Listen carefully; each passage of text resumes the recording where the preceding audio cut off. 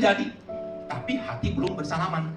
Sehingga Natannya jatuh, karena kenapa? Gue salam lo, gue malu aja sama Pak Gembala, sama Pastor Yesaya, Yesaya Semajuntak. Jadi salam aja dah, supaya nanti pulang gak dimarahin. Bisa saja terjadi. Bisa saja gak terjadi. Iya apa iya? Bisa saja. Nah ini berarti belum merdeka. Masih hidup di dalam keakuan. Dia harus nyanyi. Sesungguhnya ku akui. Nah dia harus mengakui dong. Kalau mengasihi Tuhan, dia harus mengakui. Saudara kasih Tuhan, karena Tuhan Yesus, saya ini paling susah untuk benci orang, tapi paling gampang marah sama orang. Di dalam kelebihan ada kelemahan. Itulah manusiawi saya. Jadi saudara kasih Tuhan, untuk kita dimerdekakan dan dapat melayani, ya merupakan suatu kewajiban untuk kita itu pada saat kita melayani, selesaikan dulu urusan kita. Yes, amin. Karena itu akan menginfluence, akan berbahaya, berdampak kepada yang lain. Kalau kita masih ada kebencian yang tersembunyi, mungkin bisa dimanipulatif orang lain, tapi orang yang punya kepekaan.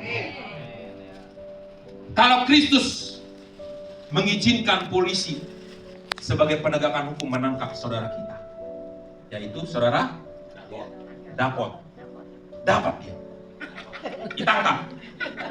Mungkin dulu dia akan udah kecewa dia, tapi kalau nggak melalui proses seperti itu, apakah dia hari ini dia dapat menjadi hamba Tuhan? Belum tentu.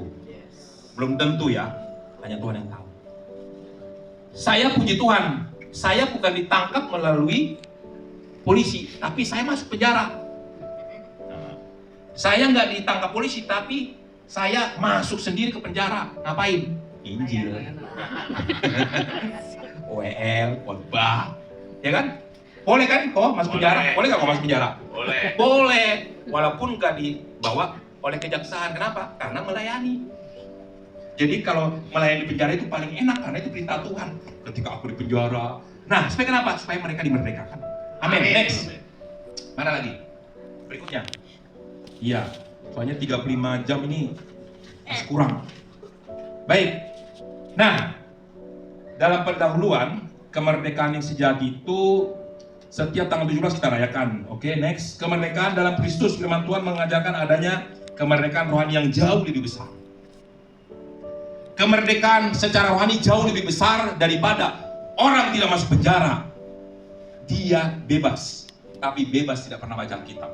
Tapi di penjara dia baca Alkitab. Pilih mana? Pilih mana? Pilih satu atau dua? Halo? Nih, mana yang saudara pilih? Pertama, masuk penjara, tapi jadi khatam Alkitab. Lututnya sampai berdarah, mungkin ininya juga sampai ketika berdoa dengan berlutut. Itu ada perbedaan. Ini saya alami. Dan saudara mengalami, ntar coba dah pulang dari sini. Antara kita berdoa dengan begini, dengan kita berdoa seperti ini, itu sangat beda rasanya. Sangat beda.